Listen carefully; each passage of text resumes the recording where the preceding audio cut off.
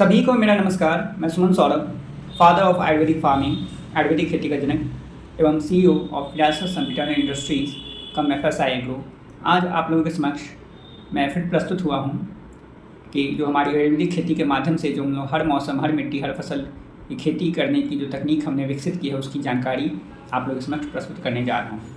सबसे पहले मैं आप सभी लोगों को जन्माष्टमी, कृष्ण जन्माष्टमी की हार्दिक शुभकामनाएं देता हूँ एवं आशा करता हूँ कि सभी शुभचिंतक सुखी एवं संपन्न हों।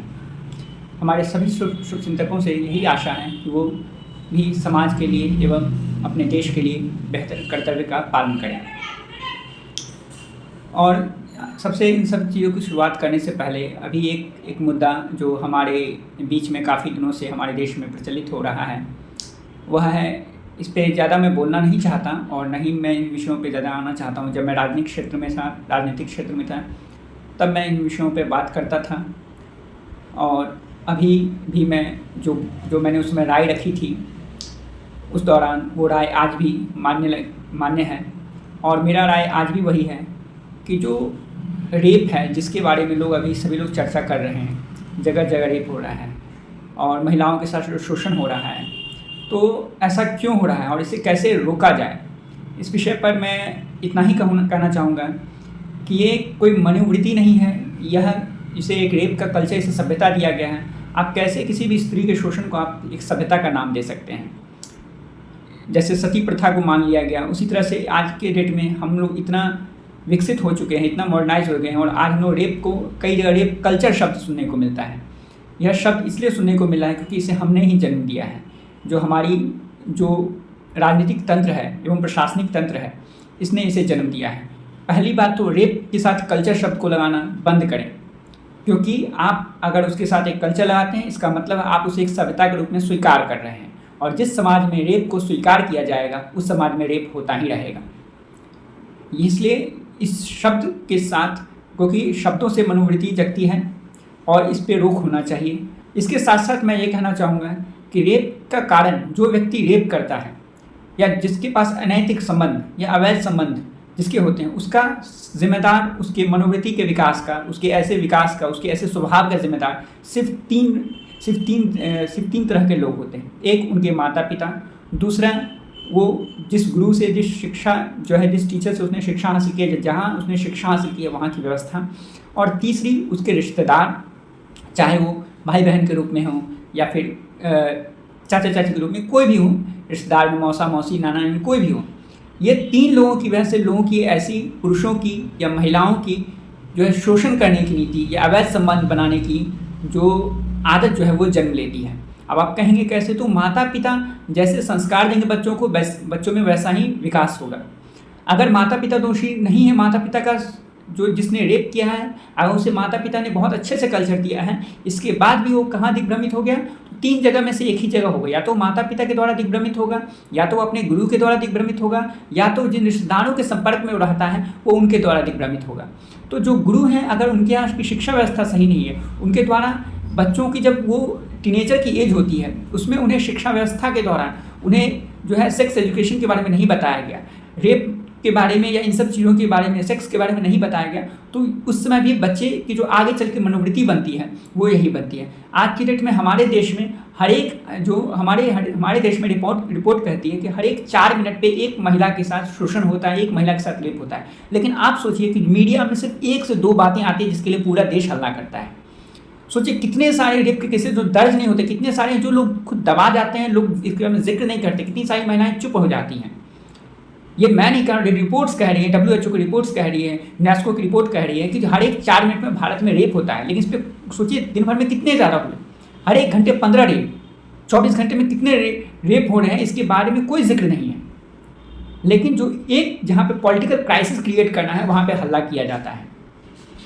अभी बंगाल में हुआ तो बंगाल में चूंकि विपक्ष की सरकार है तो उसको काउंटर, जो वहाँ पे विपक्ष की सरकार असफल हुई उसको काउंटर करने के लिए, जो ममता बनर्जी की सरकार उसको असफल हुई उसको रोकने के लिए, उस पर क्योंकि उनके साथ साठगांठ था, प्रिंसिपल के साथ साठगांठ था, ये साफ पता चला है, नार्को टेस्ट में भी पता चला है, पॉलीग्राफी टेस्ट में भी जो वहाँ का दोषी है उसके द्वारा पता चला। तो उसको दबाने के लिए उन्होंने किया, लेकिन बाद में जब उस पर खूब होहल्ला होने तो विपक्षी सरकारों ने, देखिए जहाँ पे अभी वर्तमान में केंद्र की सरकार है वहाँ पे किया गया या करवाया गया सब कोई जानता है क्योंकि एक्यूज्ड ऐसे ही जेल से नहीं भाग सकता। असम में एक्यूज अपने आप जेल से भाग गया बिना पॉलिटिकल सपोर्ट के, ऐसा संभव नहीं, और वो तालाब में मिला।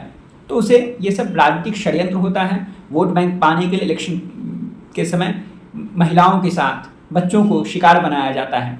और यह सिर्फ और ऐसे लोग जो संसद भवन में, जो हमारे विधानसभा में बैठ रहे हैं, उनका ऐसा कल्चर रहा है, उनकी ऐसी सोच, ऐसी विकसित करने वाले सोच उनके सिर्फ 3 तरह के लोग, या तो उनके माता पिता की वजह से ये हुआ है, या तो उनके गुरुजनों की वजह से हुआ है, नहीं तो वो जिस रिश्तेदारों के बीच में रहे उसकी वजह से आज हमारे देश में जो पॉलिटिकल लोग जो जा रहे हैं, जो गद्दी पे बैठ रहे हैं लोग, या जो बड़े बड़े अधिकारी जो बन रहे हैं, या बड़े बड़े कानून के जो विद हैं, कानून के विद्वान हैं, जो कोर्ट में, कचहरी में बड़े बड़े पोस्ट में हैं, जजेस हैं, उनकी जो व्यवस्था है उसमें कहीं ना कहीं कमी है। और ये सभी लोग देख रहे हैं, जिसकी वजह से आज देश में इसका जो है पूरी तरह से भ्रामक रूप से फैला हुआ है, इसको कोई रोक नहीं पा रहा है। अगर रेप को रोकना है तो मैं जो सुझाव जो पहले भी लेकर के आया था और अभी भी कहना चाहूँगा, रेप को रोकने का सिर्फ एक ही तरीका है, वो है कि आप जिस तरह से जब सरकारें बनती है, जब कोई एमएलए बनने जाता है, कोई एमपी बनने जाता है, तो जिस तरह से वो अपने हलफनामा में लिखता है कि उसके पास इतनी क्रिमिनल केसेस हैं, ये चीज़ें हैं, वो अपनी जानकारी पर, उस तरह से उसकी पॉलीग्राफिक टेस्ट भी होनी चाहिए, उसकी लाई डिटेक्टर टेस्ट भी होनी चाहिए उसको नॉमिनेशन समय। कितना आपको करवाना है? 500 से 1000 सीटों के लिए 15,000 20,000 होंगे, आप करवा सकते हैं। सरकार के पास इतनी व्यवस्था है, भारत सरकार इतनी सबल है कि वो करवा सकती है। जब पॉलीग्राफिक टेस्ट हो, पॉलीग्राफिक टेस्ट में सिर्फ इतना सवाल पूछना चाहिए जो भी कैंडिडेट हैं कि क्या आपने किसी महिला के साथ या कोई महिला किसी पुरुष के साथ अवैध संबंध या फिर जबरदस्ती का संबंध बनाने का प्रयास की है या कभी की है। अगर ऐसा रहा है तो फिर उस व्यक्ति का कैंडिडेचर उसी समय नामांकन रद्द कर देना चाहिए। और जब हमारे देश में ऐसे लोग नहीं जाएंगे सदन में बैठेंगे, तो वो लोग एक कठोर फैसला लेंगे जिससे रेप हमारे देश में बंद हो सके। आज हमारे देश में ये सोचिए कि जो व्यवस्था ऊपर से नीचे तक आ रही है, उसमें कहीं ना कहीं 60% ऐसे लोग हैं, 50% ऐसे लोग हैं जो कहीं ना कहीं कभी ना कभी, चाहे टिकट के नाम पर या दूसरे नाम पे, महिलाओं का शोषण की हो या कोई महिलाएं पुरुषों का शोषण की हों, और इस वजह से ये व्यवस्था नीचे तक चली आ रही है। आज हमारे देश में जब चाइना अपने देश में अपने वेबसाइट्स पे, बाहर की वेबसाइट पे गूगल इस पे रोक लगा सकता है, वहाँ के गूगल के कोई भी ऐप्स को अपने यहाँ चलने नहीं देता, तो फिर इंडियन गवर्नमेंट पॉर्न वेबसाइट्स को क्यों नहीं रोक सकती है? मैं इस पर पहले भी सवाल किया था, से 3-4 साल पहले, कि अगर हमारे देश में जो पॉर्न वेबसाइट्स जो लोग देखते, जिनकी वजह से वो पॉर्न चीज़ें देखने के बाद लोगों में ये सोच विकसित होती है कि वो भी ऐसे कार्य करें, तो फिर वैसी वेबसाइट्स को क्यों नहीं बैन किया जा रहा है? वैसी फिल्मों को क्यों नहीं बैन किया जा रहा है? इसका मतलब है कि वो सरकारें ही खुद भ्रष्ट हैं, वो व्यवस्था भ्रष्ट है, वो कानून व्यवस्था भ्रष्ट हो चुकी है। जब तक इस पे रोक नहीं लगी, जब आप शिक्षा नीति में आप सुधार कर सकते हैं तो फिर क्या आप उसमें सुधार नहीं कर सकते? बिल्कुल कर सकते हैं, लेकिन आप करना नहीं चाहते क्योंकि आपके लोग या आप खुद उसमें शामिल हैं। और ये मैं सीधे तौर पे कहता हूँ। तो पहला तो ये हो गया कि जो हमारे जो कैंडिडेट्स जो भी जा रहे हैं, या कोई डीएम बन रहा है, कोई एसपी बन रहा है, कोई किसी बड़े पोस्ट पे जा रहा है, कोई कानून व्यवस्था का विद्वान बन रहा है, कोई हाईकोर्ट का कोई जज बन रहा है, कहीं किसी जज के पोस्ट में, वकील की मैं चर्चा नहीं करता हूँ, वकील से बहस करते हैं, लेकिन जो जज हैं जिनको न्याय करना है, या जो जिला अधिकारी बनना है, जो एसपी बनना है, जो कोई बड़ी अधिकारी बनना है, उनका नार्को टेस्ट होना चाहिए, उनका लाई डिटेक्टर टेस्ट होना चाहिए। उनको पोस्ट पे उनको जाने से पहले जब ट्रेनिंग दी जाती है आईएएस की, तो फिर उनको ट्रेनिंग में ये चीज़ उनसे पूछा जाना चाहिए कि क्या आपने, चलिए ठीक है, अवैध संबंध हमारे देश में, अवैध संबंध जो है सेक्स पे रोक नहीं है, सेक्स कर सकते हैं, इसका मतलब यह नहीं है कि आप किसी का रेप भी कर सकते हैं, आप किसी महिला के साथ ज़बरदस्ती भी कर सकते हैं। इसका मतलब ये भी नहीं है कि अगर महिलाओं को छूट है, तो इसका मतलब ये भी नहीं कि महिलाएं भी पुरुषों के साथ ज़बरदस्ती कर सकती हैं, उन्हें बेवकूफ़ बना सकती है, उन्हें धोखा दे सकती है। तो ऐसे लोगों पे लगाम जब तक नहीं लगेगी तब तक हमारे देश में यह सत्ता, क्योंकि जो आम जनता है वो ऊपर से देख करके ही नीचे की तरफ आती है। मैं इस पर लोग वीडियो कोलकाता रेप केस पे बना रहे थे, सब लोग बना रहे थे, लेकिन मैं इस पर बोलना नहीं चाह रहा था। मैं इंतज़ार कर रहा था जब फाइनल पॉलीग्राफिक टेस्ट में मैं सारा कुछ देख रहा था, और मैंने बोला अंतिम समय में बोलूँगा।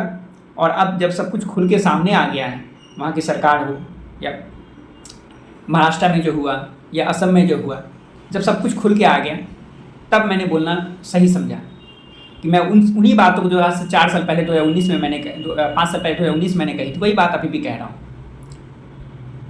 कि पहला तो जो भी अधिकारी या जो भी MP MLA बनने का ख्वाहिश रखते हैं, या जो भी जज बनने के पोस्ट पे जाते हैं, जिनको न्याय करना है समाज में, जिनको 140 करोड़ जनता की जिनके हाथ में बागडोर है, उन लोगों को उनके पद पे विराजमान करने से पहले उन लोगों को आपको हर हाल में उनका लाई डिटेक्टर टेस्ट होना चाहिए, उनका नार्को टेस्ट होना चाहिए, उनसे पूछा जाना चाहिए सिर्फ एक सवाल, क्या आपने, अगर कोई महिला है, अगर कोई पुरुष है, तो उससे एक ही सवाल पूछा जाना चाहिए, क्या आपने कभी किसी महिला के साथ अवैध जो है ज़बरदस्ती कोई संबंध बनाया है।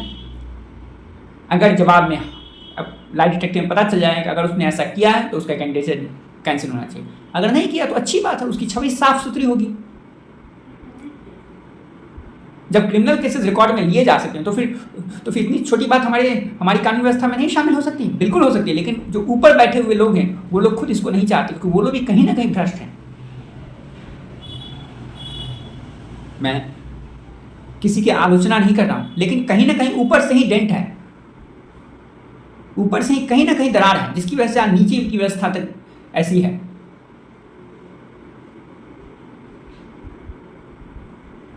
लाइक फादर लाइक सन एक कहावत है, और उसी की वजह से जो ऊपर में जो व्यवस्था बनी है वही नीचे आज आ रही है। और दूसरा मेरा आग्रह है कि जो हमारे पॉर्न वेबसाइट्स हैं हमारे इंडिया में उन पर बैन लगना चाहिए। आप फिल्में बना रहे हैं, ठीक है बनाइए, लेकिन अश्लीलता से भरी फिल्में जिसमें साफ तौर पे पॉर्न चीज़ें दिखती हैं उस पर बैन लगना चाहिए। उसको एक कैटेगरी दे करके, एल्डर कैटेगरी दे करके उसको प्रमोट कर दिया जाता है, बोला जाता है हमारे संविधान में लागू है। हमारे संविधान में लागू मतलब आप इनडायरेक्ट वे में जो लोग ऐसी फिल्में बनाते हैं वो लोग इनडायरेक्ट वे में एक जो है आपको वर्बल या फिर आप कह सकते हैं ओरल सेक्स को बढ़ावा दे रहे हैं। तो फिर ओरल सेक्स जब हमारे देश में बैन है, अवैध ओरल सेक्स बैन है, तो फिर आपको उससे रिलेटेड फिल्में भी बैन होनी चाहिए। 16 साल से कहा जाता है 18 साल से 21 साल से नीचे के लोग नाबालिग हैं, या 18 साल से नीचे के लोग सेक्स नहीं कर सकते। हमारे देश में जो कोचिंग में पढ़ने वाले बच्चे होते हैं उसमें 50 से 60% ऐसे होते हैं जो अवैध संबंध बनाते हैं, लेकिन उन पर कोई रोक टोक नहीं होता है। वहाँ के टीचर्स देखते हैं, कैमरा रहता है, कैमरा के सामने होता है। मैं बिहार से बिलोंग करता हूँ और यहाँ पे आप देख सकते हैं इन चीज़ों को, आप चाहें तो यहाँ के होटलों में जाके देख सकते हैं, यहाँ के चिड़ियाघरों में जाके देख सकते हैं, लेकिन इस पर कोई रोक टोक नहीं होता है। तो यहाँ की सरकारें क्या कर रही है? रेलवे स्टेशन पे ये काम होता है, मेट्रो स्टेशन पे इस तरह का काम होता है, खुद इसमें पुलिसकर्मी शामिल होते हैं, उनके सामने ये चीज़ होता है, लेकिन वो उस पर रोक टोक नहीं करते हैं। तो व्यवस्था में गड़बड़ी है। यह चीज़ पूरे देश में हो रहा है और इसको बढ़ावा दिया जा रहा है।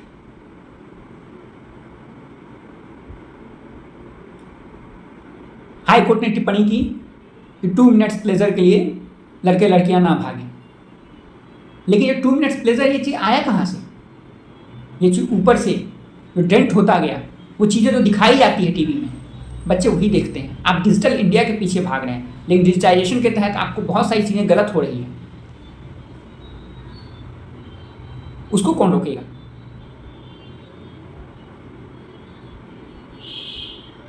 ऐसे कई सारे नेता हैं, मैं नाम नहीं लूँगा, लेकिन जो अभी तक कुंवारे हैं इस उम्मीद में कि प्रधानमंत्री या बड़े अधिकारी, बड़े मुख्यमंत्री वगैरह बनेंगे।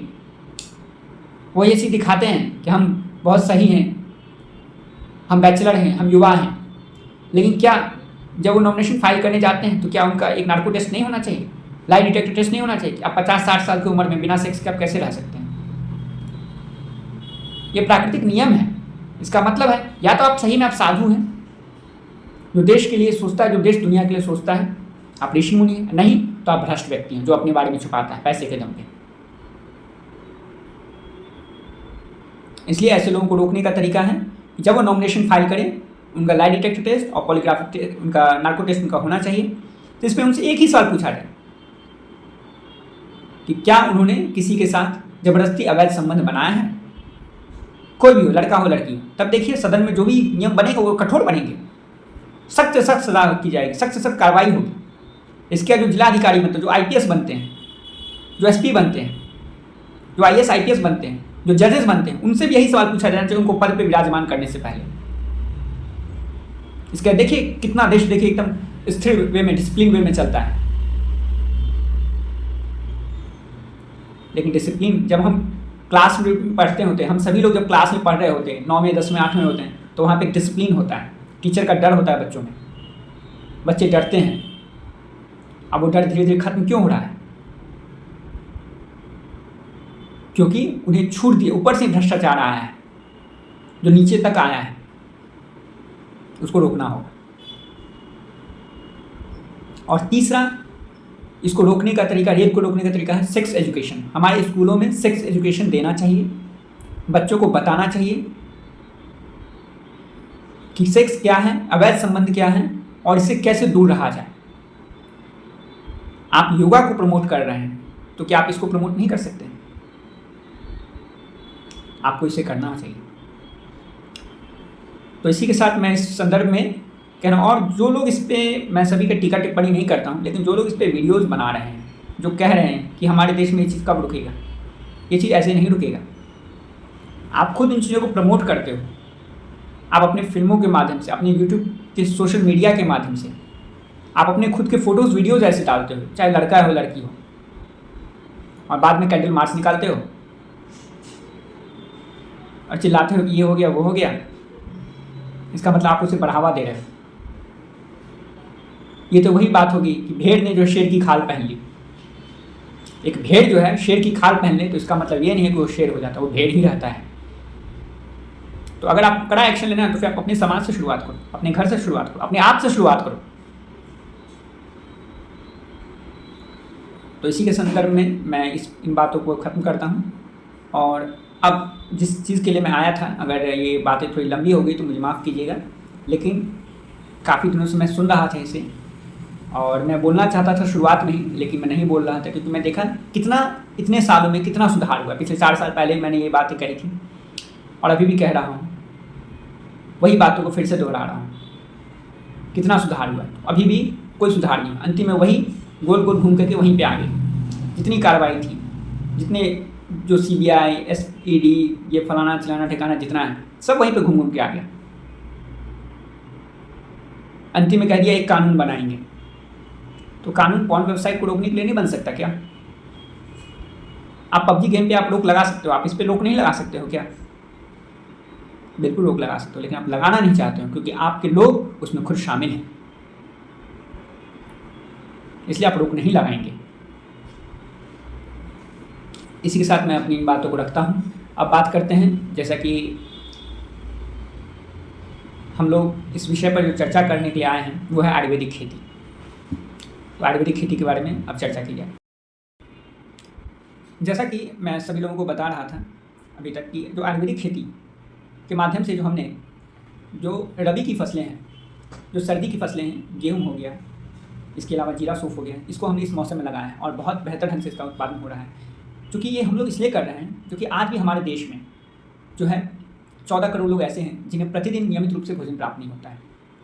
और मेरी कोशिश है, और आज भी गंदे पानी का सेवन करना पड़ता है, किसी न किसी माध्यम से दिखाया जाता है नल का पाइप पानी हर जगह पहुंच गया है, लेकिन वो पानी जब आपको हमारे मोहल्लों में पहुंचता है उससे पहले वो काफ़ी ज़्यादा गंदगी से गुजरता है और ड्राम में रखा रहता है, उसमें बाहर की साइड आप कई साइड चौल में चल जाओ तो वहाँ पे भी गंदा पानी इस्तेमाल होता है और उसमें गंदगी पड़ती है। तो उसको रोकने के लिए, उन सभी में सुधार लाने के लिए मैंने आयुर्वेदिक खेती की शुरुआत की है।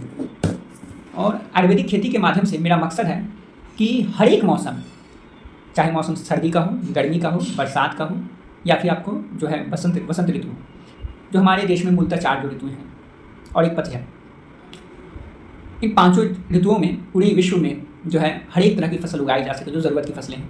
हमें जीने के लिए कम से कम 2 तरह का अनाज, 1 से 2 तरह का अनाज प्रतिदिन चाहिए, 1 तरह की दाल चाहिए, सब्जियां चाहिए और मसाले और तेल की ज़रूरत पड़ती है। अगर हमारे भोजन में ये चीज़ें नियमित रूप से शामिल होती हैं, नमक के साथ अगर बात करें, नमक के सिवा ये 6-7 तरह की चीज़ें जो है, एक आपको अनाज हो गया, दूसरा दाल हो गया, तीसरा तेल हो गया, चौथा आपको सब्जियां हो गई, मसाले हो गए। ये 5 तरह की जो चीज़ें हैं ये हमें नियमित रूप से चाहिए। लेकिन ये नियमित रूप से भी मसालों में आपको हल्दी, धनिया और मिर्ची और जीरा, ये 4 मसालों का प्रयोग प्रतिदिन घरों में होता है, हर एक घर में। इसके बगैर भोजन नहीं बन सकता। तो मैंने कोशिश की है कि इन 4-5 तरह की फसलों को हर एक मौसम में उपजाई जा सके, हर एक तरह की मिट्टी में। ताकि फूड की अवेलेबिलिटी, फूड की उपलब्धता सुनिश्चित की जा सके। जो हमारे देश के यशस्वी प्रधानमंत्री मोदी जी की जो मुहिम है कि हमारा देश फूड बास्केट बने, ये चीज़ संभव हो पाए। और इसके लिए हमने कोशिश की है कि आयुर्वेदिक खेती के माध्यम से हम लोग हर एक मौसम, हर एक मिट्टी, हर एक फसल की खेती कर सकें। इसके संदर्भ में मैंने पिछले भी बार जानकारी प्रस्तुत की थी, उसकी जानकारी आप सभी के समक्ष है। और अभी की जो अपडेट है, जो ग्रोथ है, वो मैं आप सभी के समक्ष प्रस्तुत कर रहा हूँ। अभी चूँकि सभी पूरे देश में बारिश हो रही है और इसके बाद भी आप देख सकते हैं इस वीडियो में कि जो है पूरा तरह से फसल सुरक्षित है। और गेहूँ में देखिए दाने भी निकलने आ गए। जो मैंने कहा था लगभग 50 से 60 दिन का होगा। 13 जुलाई को हमने लगाया था और फिर आपको लगभग आज 26 अगस्त होने जा रहा है। 26 अगस्त को लगभग आपको दाने आने शुरू हो गए हैं और उसमें बालियाँ बननी शुरू हो गई हैं। इसके बाद सौंफ को भी आप देख सकते हैं, इसमें भी कोई रोग नहीं है। जीरा का भी जो हमने लगाया था उसमें भी देखिए, उसमें भी कोई रोग नहीं है। और इसके अलावा साथ ही हमने मूंगफली भी हमने लगाई थी। क्योंकि बिहार में मूंगफली नहीं होती है, मूंगफली का अच्छा भाव मिलता है, तो यहाँ के किसानों को प्रेरित करने के लिए हमने मूंगफली की खेती की, ताकि यहाँ किसान समृद्धि की ओर जा सकें, उसमें अच्छा मुनाफा कमा सकें और इस मिट्टी पर भी वो कर सकें इसे। तो हमारे बिहार के लोकल जो किसान हैं उनको प्रेरित करने के लिए हमने मूँगफली भी लगाया। इसके अलावा अभी हम लोग और भी चीज़ें, सरसों हो गई, जो बारिश के मौसम में सरसों, अभी हमने जीरा हो गया, सरसों हो गया। इसके अलावा हम लोग ने जो है अदर फसलें जो होगी, हल्दी को लेकर भी जानकारी भी प्रस्तुत की जाएगी, उसको भी हमने इस मौसम में लगाने का प्रयास किया है। और ये आयुर्वेदिक खेती के माध्यम से हम लोग हर एक मौसम में हर एक तरह की जब फसल उगाएंगे। देखिए, अगर किसी के पास छोटी लैंड है तो वो कहेंगे कि अगर हम छोटी लैंड में सब तरह की फसल लगाएंगे तो उतना मुनाफा नहीं कर पाएंगे। लेकिन कई सारे ऐसे लोग हैं जिनके पास 25-25 एकड़ लैंड है, 20-20 एकड़ लैंड है, एक टुकड़ा है, 5-5 एकड़ लैंड का एक टुकड़ा है, तो अगर उसमें वो सभी तरह की फसल लगाते हैं, एक साइड से वो गेहूँ लगा दिए, एक साइड से धान लगा दिए, एक साइड से आपको जीरा लगा दिए, एक साइड से दाल लगा दिए, फिर इधर साइड से सब्जी लगा दी, फिर किनारे किनारे वो फूल की खेती कर सकते हैं। उसके खेत के चारों तरफ एक एक पेड़ लगा सकते हैं, जिससे उन्हें वार्षिक रूप में फल भी प्राप्त हो सके। तो इस तरह के मल्टी ईयर फार्मिंग जब करेंगे तो उसमें उनको अच्छा खासा मुनाफा भी होगा, तरह तरह के फसलों को समय पर उत्पादन प्राप्त कर सकेंगे। और जो अगर एक तरह की ट्रेडिशनल खेती जैसे सिर्फ और सिर्फ धान गेहूँ करते हैं, तो धान गेहूँ में उन्हें उतनी जो आमदनी नहीं होती है, तो उससे अगर मल्टी ईयर फार्म करेंगे तो उन्हें सब्जियों के माध्यम से भी प्रतिदिन कुछ ना कुछ आमदनी होगी। फूल की खेती करने से फूल के माध्यम से प्रतिदिन फूल हमारे मंदिरों में, उत्सवों में नियमित रूप से इस्तेमाल होते हैं। इसके अलावा मसाले प्रतिदिन की, जीरा प्रतिदिन ज़रूरत है, हल्दी प्रतिदिन ज़रूरत है, धनिया प्रतिदिन ज़रूरत है, मिर्ची प्रतिदिन ज़रूरत है। इसका प्रतिदिन उत्पादन वो प्राप्त करके कुछ ना कुछ अपने मंडियों में, अपने बाज़ारों में किसान भाई जो है बेच करके कुछ ना कुछ मुनाफा कमा सकते हैं। इसके अलावा जो है वो जो 3 से 4 महीने की जो फसल में जो आपको जो गेहूँ हो गया, 5-6 महीने में गेहूं का उत्पादन प्राप्त कर लेंगे, वो एक साइड से लगा रहेगा। धान का उत्पादन प्राप्त कर लेंगे, उधर से उनका अनाज का भी काम हो गया। साल में एक बार फलों का भी उत्पादन प्राप्त कर लेंगे। तो मल्टी लेयर फार्मिंग में एक समस्या होती है कि उसमें हर एक फसल में हर एक तरह के कीड़े आते हैं, अलग अलग तरह के कीड़े आते हैं, अलग अलग तरह की समस्याएँ आती हैं, अलग अलग तरह का खाद पड़ता है। तो इसको कैसे, इसको समाधान के रूप में हमने आयुर्वेदिक खेती में लिया है, इसको भी जानकारी प्रस्तुत कर देता हूँ। हमने क्या किया कि आयुर्वेदिक खेती के माध्यम से हमने एक ही पेस्टिसाइड, एक ही कीटनाशक हमने विकसित की है, आयुर्वेदिक कीटनाशक विकसित किए, जिसके माध्यम से आप एक ही कीटनाशक से हर एक प्रकार के फसल में हर एक प्रकार के जो कीट पतंग होते हैं उनको रोकथाम कर सकते हैं, सभी प्रकार की फसलों में एक ही दवा से। तो आपको अगर 1 एकड़ में या 5 एकड़ में भी आपने खेती की है तो 5 एकड़ में आप जो है पेस्टिसाइड, एक ही पेस्टिसाइड चलाइएगा, उसी से आपका पूरे फसल में ही, आपका सभी तरह के फसल में आपका नियंत्रण आपका हो जाएगा। एक ही फंगीसाइड से, एक ही फफूंद नाशक से आपको हर एक प्रकार के फफूंदी रोग हो गए, इसके अलावा वायरस रोग हो गए, बैक्टीरिया हो गया, इन सभी का नियंत्रण जो है बैक्टीरिया बिल्ट जैसे जो हो जाता है।